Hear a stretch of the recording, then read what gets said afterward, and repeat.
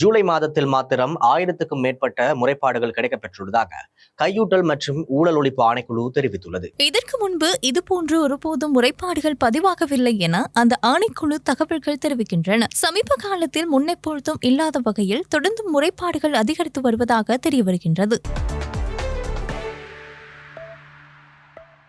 ஆக்கிரமிப்பு மேற்கு கரையை இணைக்கும் இஸ்ரேலின் திட்டத்திற்கு ஐக்கிய அரபு அமீரகம் எச்சரிக்கை விடுத்துள்ளதாக சர்வதேச ஊடகங்கள் செய்தி வெளியிட்டுள்ளன. ஆப்ரஹாம் உடன்படிக்கையை சிறுமைப்படுத்தும் வகையில் இந்த முடிவு அமையும் என்றும் ஐக்கிய அரபு அமீரகம் கூறியுள்ளதாக தெரிவிக்கப்பட்டுள்ளது. இஸ்ரேலிய அரசு இது தொடர்பாக எந்த ஒரு அறிவிப்பையும் வெளியிடவில்லை. மேற்கு கரையில் 4 பகுதிகளை இணைக்கும் அறிவிப்பை இஸ்ரேலின் நிதியமைச்சர் பெஜலேல் ஸ்மோட்ரிச் வெளியிட்ட நிலையில் ஐக்கிய அரபு அமீரகம் இந்த நிலைப்பாட்டை எடுத்துள்ளதாக தெரிவிக்கப்பட்டுள்ளது. காசா இஸ்ரேல் மோதலில் மத்திய கிழக்கில் செல்வாக்கு மிக்க ஐக்கிய அரபு அமீரகம் இஸ்ரேலை எச்சரித்துள்ளது மிகுந்த முக்கியத்துவம் பெற்றுள்ளது. ஐக்கிய அரபு அமீரகத்தின் இந்த நேரடி எச்சரிக்கையால் மத்திய கிழக்கில் பதற்றம் அதிகரித்துள்ளமையும் குறிப்பிடத்தக்கது.